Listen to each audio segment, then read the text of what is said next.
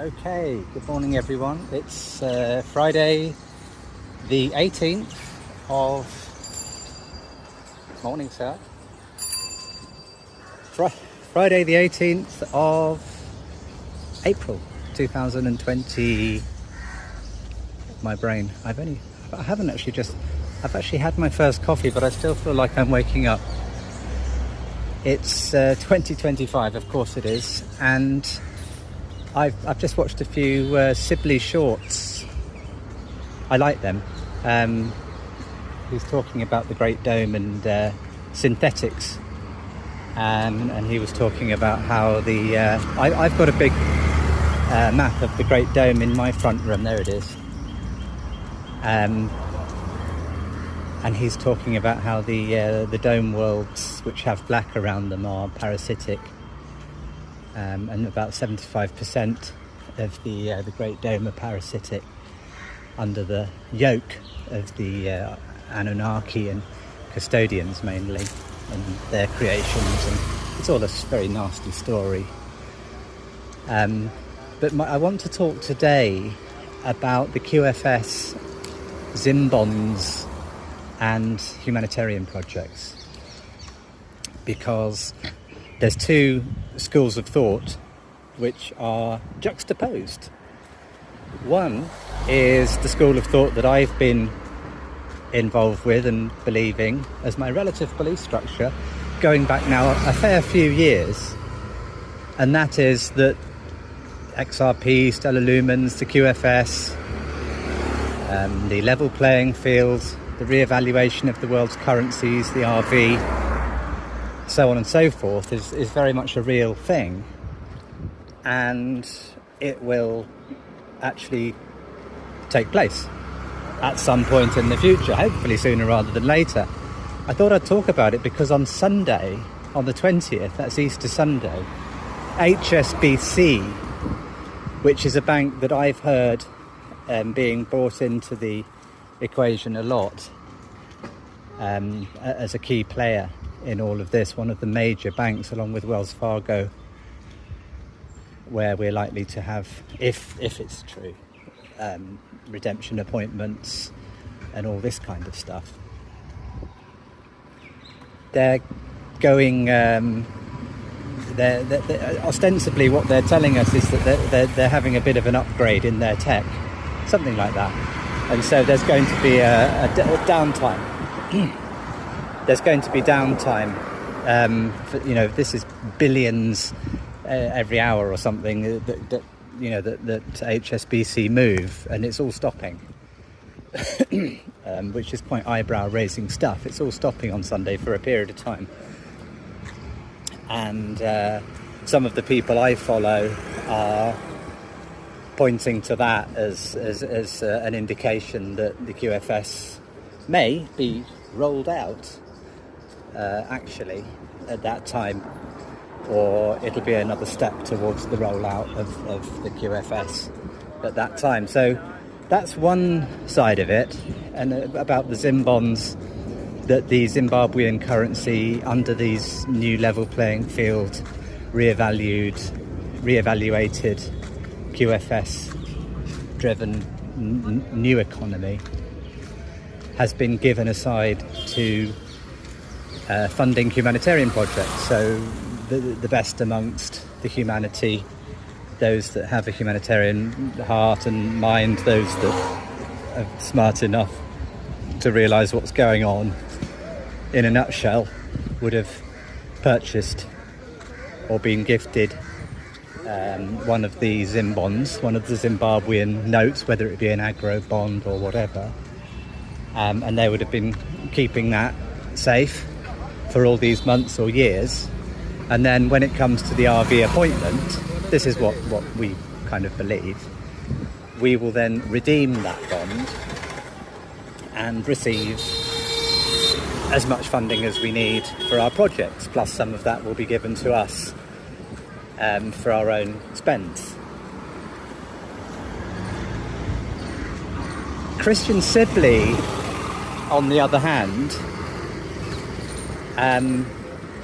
is very scornful, and he mocks very regularly, he mocks that idea, and he doesn't give many details, but his basic, as far as I can tell, I don't watch that much of him. There's an awful lot to watch. They do long shows, call-ins, and you have to spend many hours per week if you want to keep up with all of his stuff, and I don't have that time, or I haven't made that time.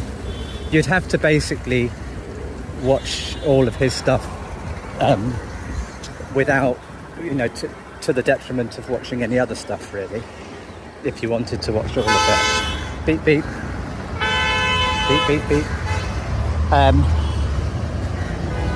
And he says that absolute nonsense. Of course, that's not the case. Why would we? We're going home. He says we're going home. We're entering into a completely different reality, another realm, another dimension. And the idea that we would, just be creating another system whereby banks are holding our money and all the rest of it is absolute nonsense. And he has his followers who are very keen on him. You can't say anything, you can't question anything that Christian Sibley says in that world, and I wouldn't try. But a lot of what he says makes a lot of sense. I'm sure that there's, with his words, I think he's bringing in D-class for sure. But it's just about this issue of the QFS and the stellar lumens and the XRP, and is it all an absolute load of bunkum like he says, or other? Because certainly it's not just like the people like me who are really into it and have been for years now. It's not just that we happen to just latch onto a couple of websites and we listen to a couple of podcasts and we've just chosen to believe it. There's so much evidence, just on the blockchain, on the ledger, with all of the movements of this, that and the other, and all of these, how everything interconnects with all of these tokens, Algorand, and all of this stuff, which surely it's more than just an elaborate hoax to keep us all. But Sibley is saying, he is saying it really is a load of rubbish, and they're just stringing us along. That's what he's saying. They're just giving us something to keep us distracted. And of course, the projects, the Zimbabwean projects, it's capturing all of the well-intentioned people and keeping them distracted from the truth, which is, according to him, only he is telling the truth. Which, that's, in a way, that could be true. If his truth is the highest truth of all, and he is giving, he's definitely giving next level intel, if you like that word. I don't like that word. I think it's gay, but with what he's saying, it might be well be true that no one else is actually saying it. You've got the Nos Confundum material, but according to a third party that I know, apparently he's saying that the Nos Confundum stole their information off him, and apparently he's channeling stuff, and he's like a saviour figure who's come into this realm to save us. But I digress. So what do I think about it? As someone who does have Zim bonds, and I have some Bolivar, and I have this, that and the other, and I have a Lobster wallet, and I have some Swiss custody, and I have this, that and the other. When I listen to Christian Sibley, what do I think? I've got project plans typed out.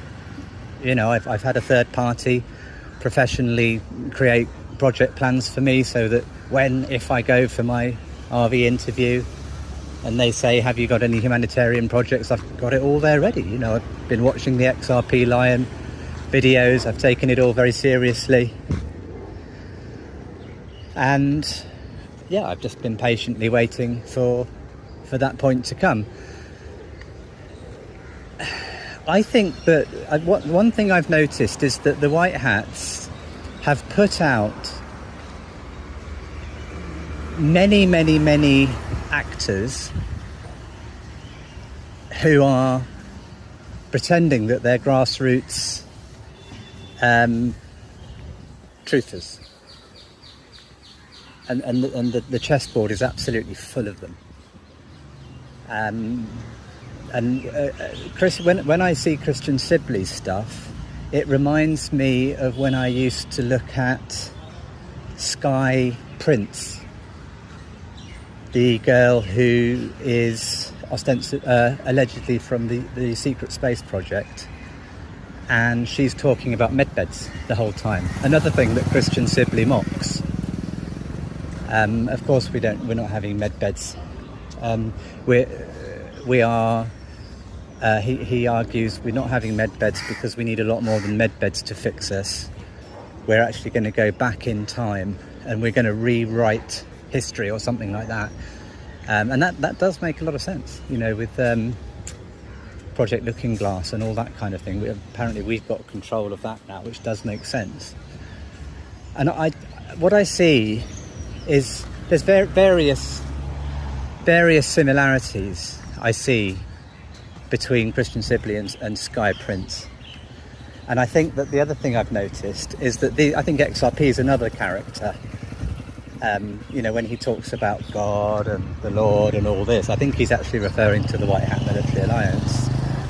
And I think that what they do is they put out disinformation alongside the intel, and they also throw mud at each other all the time, and they completely and utterly trash each other. There's like thousands probably of these actors, and they're all having big old fights. And I think what that is just like, if it wasn't them doing it, it would be Mossad agents doing it, or however the deep state used to do it. And so they've just taken control of that mechanism. The main war is happening in the information space, as John McAfee told us. That's where the real power is. Yes, you've got boots on the ground. Yes, you've got hard knocks and tribunals and all the rest. But the real power is amongst the internet people, like you and I. And that's where the main bulk of the war is being fought. And I think what's happened is all of these shills, as I call them, these godforsaken shills that somehow they're just always there. Like every day, they're always got their channel going, and they're just pretending to be. This is, I've been a truther for 30 years. And I started looking on the internet in 99. I was there blowing the whistle on 9/11. The day it happened, screaming, it's a setup, it's a setup. It's an inside job, it's the fucking look, it's the Council on Foreign Relations, it's the Mossad. God, surely you don't believe it's Osama bin Laden. Look, it's Tim Osman. Come on, God. But people just weren't getting it then. But anyway, they're starting to get it now. Slowly. Slowly, they're just starting to get it. But I noticed all the way back then, I was like, fuck me, like this.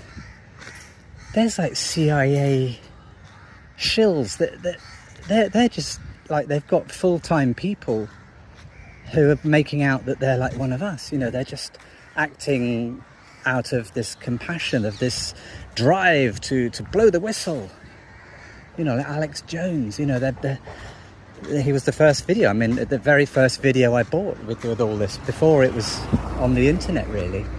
I bought videos and we were copying the videos, putting two cables, like these double cables between video players, and actually recording onto a blank VHS. That's how I was spreading the word back then. And I was thinking, like, at the time I thought Alex Jones was genuine, but I soon realised, like, hang on a minute, something doesn't fit in here. And Mike Ruppert, I was like, something's not. So then very quickly I was like, they've just got shills everywhere. And so you believe one, and then the next thing you know, he's gone and said something really ridiculous and made himself look really stupid, and they're always having big slagging matches with each other. And I was like, okay, so I think I'm sure what's happened is that the White Hats have taken over that entire scene.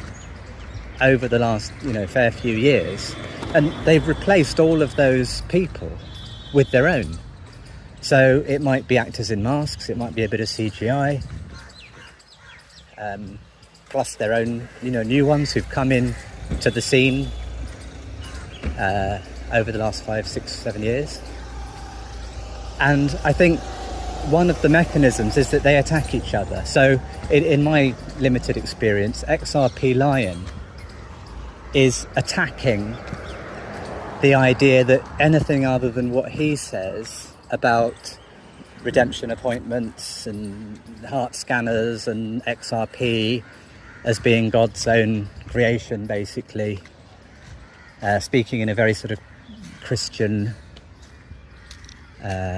evangelical way, I suppose you'd call it. So, for example, I have been big on the Lobster wallet app and the secondary XLM tokens. I've seen an awful lot over the last few years to do with that whole world of Swiss custody and the rest. And he is, like Christian Sibley, is very, very certain. Doesn't give any details, but he just says it's all a load of absolute rubbish. Anyone believing in XLM itself, let alone the secondary assets, is a fool. And of course, all you need to do is just listen to him and let go of all that stuff. And I think the reason he does that is because they don't want people, as a general rule, to be fully loaded up with XRP, ready for their redemption appointment, and also fully loaded up with, XLM secondary assets and all that as well. But also I think it just carries on the whole dynamic of keeping the truthers in their own pens, which before I would call a goy pen, and there would be the Jew behind the curtain that was saying, okay, as long as we've got all the goy in separate pens, as long as they're not cross-referencing and working together, that's the main thing. And I think that's what Christian Sibley's doing. I don't think he's what he says he is. I don't think he's channeling. I think he's getting his talking points from USSF, from whoever's handling him, in a benevolent way, but whoever's handling him is giving him talking points. And then he's putting on this voice to make himself sound like he hasn't learnt how to read and write and stuff like that. Whereas actually he's probably not that person. Maybe he's a bit like that, but I'm kind of waiting for the day when Christian actually comes clean about, who he is. And of course he can read and write, and of course he doesn't actually speak like that really, maybe a bit. Might be wrong. I always reserve the right to be wrong. So I think what it is all of Christian's lot are being given the latest, the latest, the only source coming out about the ins and outs of this really fascinating and cutting edge scene of the 178 worlds under the Great Dome, and the done in 30 this event which they're calling a solar flare and that kind of thing. I think there's a lot of truth to that. I don't really know what to believe, but I do think I can kind of deduce it has to be something like that, where we're all completely reprogrammed in, the two men in the field from the Christian sort of proverbs or something. They say there'll be two men in a field and then suddenly one of them won't be there. And I've deduced that it has to be like that. So I've got a lot of time, an increasing amount of time listening in on Christian Sibley's stuff. So I think that in a way he's right, that I think that to cut to the chase, I think the QFS, it's not a load of bunkum, and of course we're very stupid to believe it, as Christian would have us believe. I think that it's an interstitial phase, it's a transitionary phase, and I don't, in sequential time, it might be around for a few years, it might be around for 10 years, I've got no idea. I don't know if I'll even be around to go to my redemption appointment. I think that if there is the dynamic of ET souls who've been fighting this battle consciously going home, so to speak, even though I kind of like the idea of sticking around to carry on the service work, but if that was the case, then I would probably be one of those that would happen to. I've got all the symptoms. You know, my arms have been aching for months now. It's very, very strange, because I'm normally like, my health is basically 100%. But yeah, there's a lot of ascension symptoms. So I definitely think I'm on the front line of all that. But I'm also completely locked and loaded and ready with, you know, my humanitarian project will be primarily funding other humanitarian projects, because I'm very well positioned. And I think what it is it's a transitionary period, I think. And I think that the people who are positioned and looking forward to receiving their blessing, as we refer to it as, to receiving this large amount of money, and it'll be held in our quantum access account, and you know, needs security and all that kind of thing.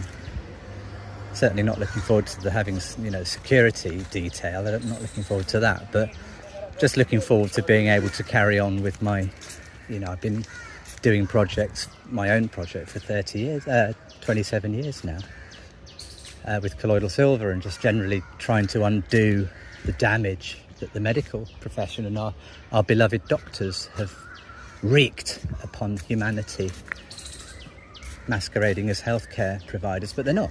And I've spent nearly 30 years blowing the whistle on that. And then over the last 10 years or so, providing solutions, like real solutions.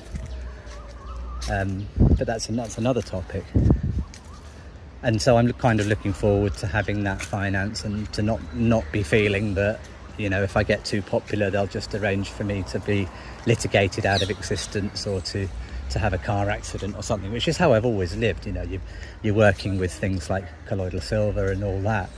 Anyone that's on the front line of modalities that actually work knows, or most of them you'll come to know quite quickly, that if you are actually very successful, you'll be put out of business.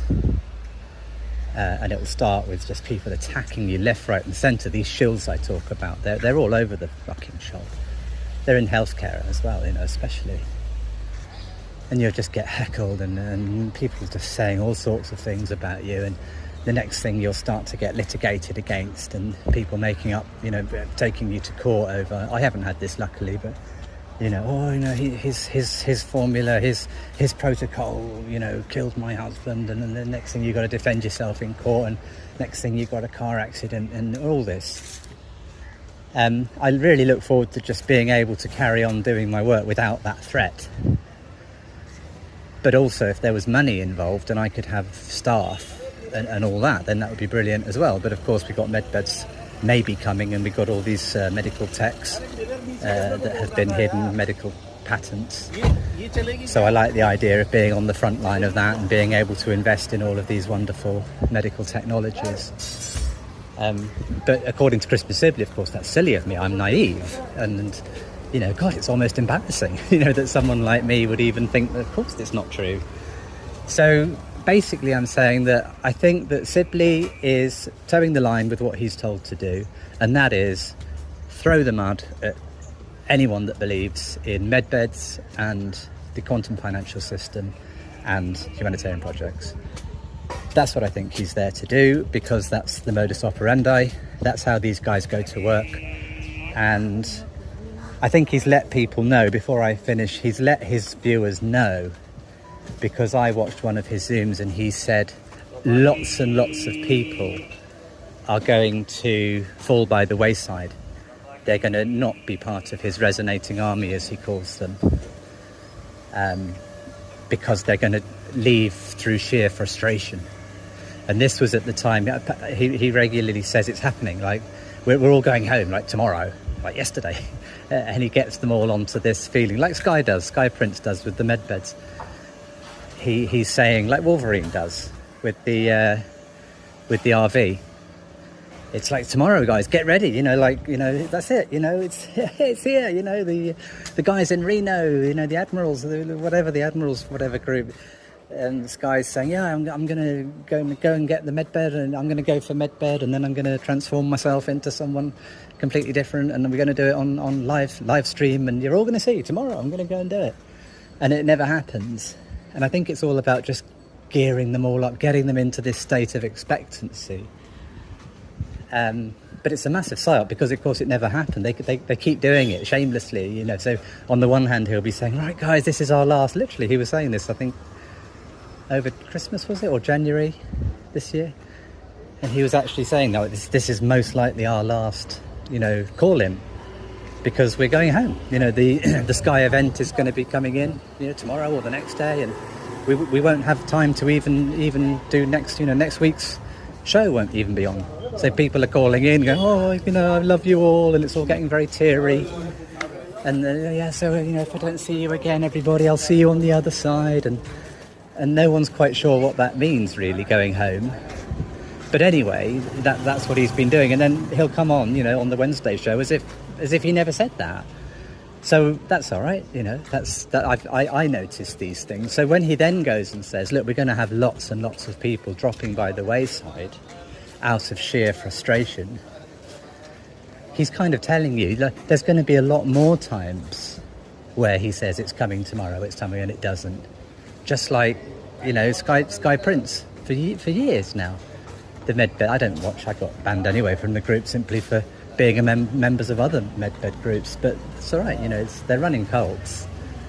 And people that sort of have an understanding of this sort of thing, they're not welcome in those cults. So I think my synopsis, my conclusion is that the QFS is going to be rolled out, and it's going to be functional for a certain amount of years, and then the ascension proper will be upon the whole realm, and we won't have any need for that sort of shenanigans of finances and apps on the phone and that kind of thing. That's what I think.